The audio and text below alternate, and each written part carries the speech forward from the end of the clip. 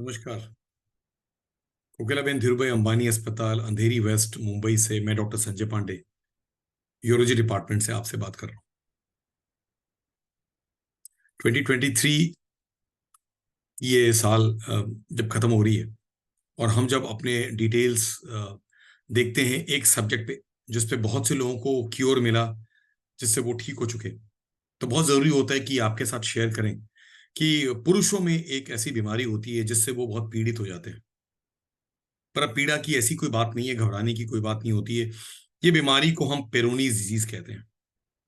मैं एक तरफ यूरोलॉजिस्ट, दूसरी तरफ एंड्रोलॉजिस्ट, यूरो एंड्रोलॉजी का जो काम करता हूं, उसमें लोगों को जागरूक करने की इसलिए कोशिश रखता हूं बिकॉज वो बीमारी जिसमें पुरुषों को उनके लिंग की एक प्रॉब्लम होती है, जिसे हम कहते हैं पेरोनीज डिजीज, वो उनको तंग करती है। तंग इस तरह से करती है जहां उनकी पेनाइल ऑर्गन बेंड हो सकती है, उसमें दर्द हो सकता है, पेनाइल ऑर्गन श्रिंक हो जाता है, उसमें इरेक्टाइल डिसफंक्शन होता है। और ये सब कुछ उन लोगों में हो रहा है जिनमें ये प्रोग्रेसिवली 30s और 40s में देखने को मिलता है। तो कहीं ऐसा कुछ हो रहा है जिसमें पुरुष जो बिल्कुल मैच्योर हैं और केपेबल हैं, अपने आप को पाते हैं कि उनकी पेनाइल ऑर्गन धीरे धीरे श्रिंक होती जा रही है, उनकी पेनाइल ऑर्गन बेंड होती जा रही है, उनकी पेनाइल ऑर्गन में दर्द रहता है, दर्द या पीड़ा रहती है।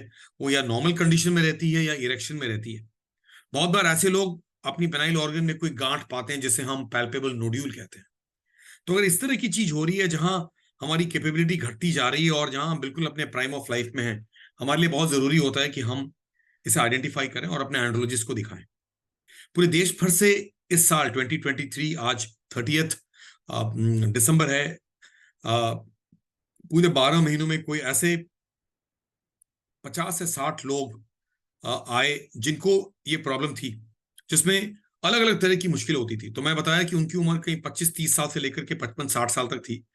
उनकी ऑर्गन धीरे धीरे बेंड होती जा रही थी और पेनाइल ऑर्गन इरेक्शन के समय बेंड होना ताकि वो परफॉर्म ना कर सके। पेनाइल ऑर्गन में एक नोड्यूल फील होना, जहां कुछ गांठ फील होती थी पेनिस के किसी पार्ट पे, जहां इस तरह की मुश्किल थी कि उनकी पेनिस की ऑर्गन श्रिंक हो रही थी, उनकी इरेक्शन की कैपेबिलिटी घट रही थी और उसमें दर्द या पीड़ा रहता था। वो पीड़ा इरेक्शन के समय हो या पीड़ा हर समय पेनिस में रहता है, या जब सुबह उठते हैं और इरेक्शन होती है तो बहुत दर्द होता है। इस तरह की कंप्लेन से कोई 55-60 लोग इस साल हमें आके मिले, और ये बहुत बड़ी नंबर है। नॉर्मली हम कहीं 25 से 40 लोग को एक साल में देखते होंगे, लेकिन अगर 55 से 60 लोग एक साल में मिलते हैं और उतने लोग हमें आके मिल नहीं पाते बिकॉज इसकी अवेयरनेस इतनी ज्यादा नहीं है, तो पेरोनी डिजीज के बारे में जानने की जरूरत होती है। ये उस तरह की बीमारी होती है जहां हमारी पेनाइल ऑर्गन धीरे धीरे बेंड हो सकती है। इसका बेंड होना, एक आवर ग्लास डिफॉर्मिटी बनना, या इस तरह से पेनिस को बेंड हो जाना किसी भी डायरेक्शन में, जिसमें कुछ एक पैल्पेबल नोड्यूल बन रहा है, इसे पेरोनी डिजीज कहा जाता है। ये कंजेनाइटल पेनाइल कर्वेचर जो एडोलेसेंस में देखा जाता है, जिनमें 15 से 20 साल के लड़के देखते हैं कि उनकी जब इरेक्शन आना शुरू हुई तो उसमें एक तरह का बेंड रहता है, उसे कंजेनाइटल पेनाइल कर्वेचर कहते हैं। पर ये पेरोनी डिजीज वो प्रॉब्लम है जो पुरुष सफर करते हैं, और ये सफरिंग डायबिटिक लोगों में ज्यादा है। ये सफरिंग कुछ स्मोकर्स में देखी जाती है। बहुत ऑटो इम्यून फिनोमेना हो सकता है, बहुत ही लोकलाइज फिनोमेना हो सकता है। कुछ लोग कहते हैं कि माइक्रो ट्रॉमा से हो सकता है, पर पेरोनी डिजीज बिल्कुल ट्रीटेबल है। हम डिजीज को ट्रीट नहीं करते, पर डिजीज के इफेक्ट को ट्रीट करते हैं। तो जो लोग इस इफेक्ट से आए कि उनकी पेनिस में बहुत दर्द हो रही है, उनकी दर्द को हम न्यूरलजिक मेडिसिन से बिल्कुल कम कर देते हैं, ताकि उनकी न्यूरल्जिया, उनकी पेनाइल न्यूरल्जिया कम हो जाती है, उनकी शाफ्ट में दर्द नहीं होती है, उनके इरेक्शंस पेनफुल नहीं होते, वो केपेबल हो सकते हैं। जिनकी नोड्यूल पेनिस को बेंड कर रही है, डिफॉर्मिटी दे रही है, वो डिफॉर्मिटी जिससे वो बहुत हद तक मॉरली डाउन हो रहे हैं, या वो डिफॉर्मिटी जिससे आप इस तरह की बेंड हो जा रही है ताकि हम पेनिट्रेट ना कर सके, परफॉर्म ना कर सके, परफॉर्मेंस घटती जा रही है और इरेक्शन भी साथ साथ घटती जा रही है, इन लोगों की ट्रीटमेंट बिल्कुल अवेलेबल है। तो अलग अलग तरह की ट्रीटमेंट, जहां दवाइयों से शुरू की उनकी पेन और डिस्कंफर्ट के लिए, जहां उनकी पेनिस को श्रिंक नहीं होने दिया अलग तरह की पेनाइल स्ट्रेचिंग डिवाइसेस से, वैक्यूम इरेक्शन डिवाइसेस से। पेनाइल जो बेंड होता है वो सबसे इंपॉर्टेंट और वो इंपॉर्टेंट पहलू है, जहां बहुत बार डॉक्टर शायद ट्रीटमेंट से हिचक जाए बिकॉज ये बहुत ही कॉम्प्लेक्स सर्जरी होती है। इस सर्जरी में हम न्यूरोवास्कुलर बंडल के नीचे जा करके, आपकी जो नर्व की सप्लाई उसके नीचे जा करके उस प्लाक के एरिया पे ट्रीटमेंट करते हैं, या पेनिस को स्ट्रेट करते हैं ताकि वो बिल्कुल स्ट्रेट हो, आप पेनिट्रेट कर सकें, परफॉर्म कर सकें, और फिर इसे बेंड ना होने दें। तो ये कॉम्प्लेक्स सर्जरी होती है जिसे हम इंसिजन एंड ग्राफ्टिंग कहते हैं, जिसे हम कॉर्पोरोप्लास्टी कहते हैं, जिस तरह से हम कॉर्पोरल बॉडीज को वापस हम रिपेयर करें।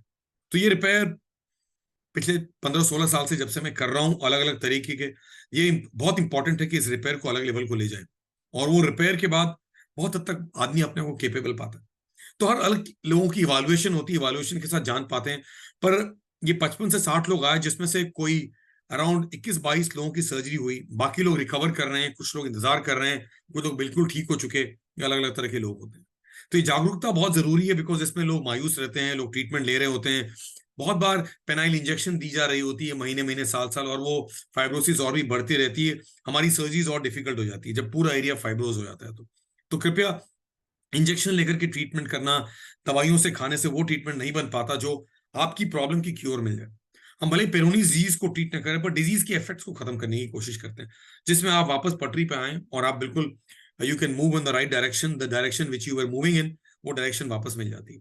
तो पेरोनीज डिजीज की अवेयरनेस की रिक्वायरमेंट बहुत ज्यादा है, बिकॉज बहुत बार लोग सेक्सोलॉजिस्ट के पास जाते हैं जहां दवाई खाते रहते हैं, बहुत बार लोग जड़ी बूटी और बहुत बार लोग यहाँ कोई तेल और कुछ ऑइंटमेंट लगाते रहते हैं, उससे काम नहीं बनता। हम इस प्लाक को हटाने की पूरी कोशिश में नहीं है, हम इस प्लाक की इफेक्ट्स को ठीक करना चाहते हैं। जहां हम इसे स्ट्रेट कर दें पेनिस को, ताकि हम सेक्सुअली पेनिट्रेट कर सके, जहां हम इसकी दर्द को खत्म कर दें, जहां इसके टॉर्शन ट्विस्ट उन सब चीजों को ठीक कर सके। तो इसके अलग अलग तरीके होते हैं, बहुत हल्की सी जहां पे ट्रीटमेंट हो सकती है, वहां बहुत कॉम्प्लेक्स ट्रीटमेंट भी हो सकती है। और हमारे पेशेंट्स ही हमारे एम्बेसडर्स रहे, वो सबके सब ठीक होकर के इस जागरूकता को बहुत हद तक फैलाते हैं। तो मेरा मानना है कि ये डिजीज कॉम्प्लेक्स है, इसकी पूरी जेनेसिस ही मल्टी फैक्टोरियल है, इसकी ट्रीटमेंट बहुत हद तक मिसिंग रही है, बिकॉज हम जब तक मैच्योर स्टेज नहीं आता कुछ नहीं करते, और मैच्योर स्टेज में बहुत लोग ऑपरेशन करवाना नहीं चाहते, पर करवा के बिल्कुल क्योर हो जाते हैं। और बहुत बार ये ऑपरेशन मिल नहीं पाती, बिकॉज थोड़ी झिझक रहती है कॉम्प्लेक्स सर्जरी के, जहां हम न्यूरोवास्कुलर बंडल के करीब से जाते हैं, लेकिन किसी को मुश्किल नहीं होती है। तो ये बहुत जरूरी था कि ये जागरूकता पेरोनी डिजीज की आपको फैलाएं, बिकॉज ये कॉन्फिडेंस बिल्डिंग अप्रोच है, जहां अगर आप पीड़ित हैं, अगर आपकी इरेक्शंस बेंड होती जा रही हैं, अगर इरेक्शंस बहुत पेनफुल है, अगर पैल्पेबल नोड्यूल है, अगर आप पेरोनी डिजीज डिफाइंड है और डायग्नोज है, और फिर भी कुछ दवाइयों, जड़ी बूटी और कुछ ऑइंटमेंट लगाए जा रहे हैं और कुछ आयुर्वेदिक करे जा रहे हैं, तो इससे उसकी ट्रीटमेंट नहीं होती है, बिकॉज ये एक लेवल तक प्रोग्रेस करके मैच्योर कर जाता है। उसके बाद हम इसे डिफॉर्मिटी को स्ट्रेट कर सकते हैं, आपकी पेन को खत्म कर सकते हैं, आप वापस अपने आप को कॉन्फिडेंट पाते हैं और ठीक हो जाते हैं। So Peyronie disease is a disease which causes a deformity in penis along with an acute and a chronic phase, जहां पे शुरुआत में तो दर्द, पीड़ा, जलन, ऐसी सी चीजें होती हैं जो हमें बहुत पीड़ित करती है, पर progressively as time changes things do improve. तो मेरा ऐसा मानना है कि it's time for us to take charge, it's time for us to move forward and get well.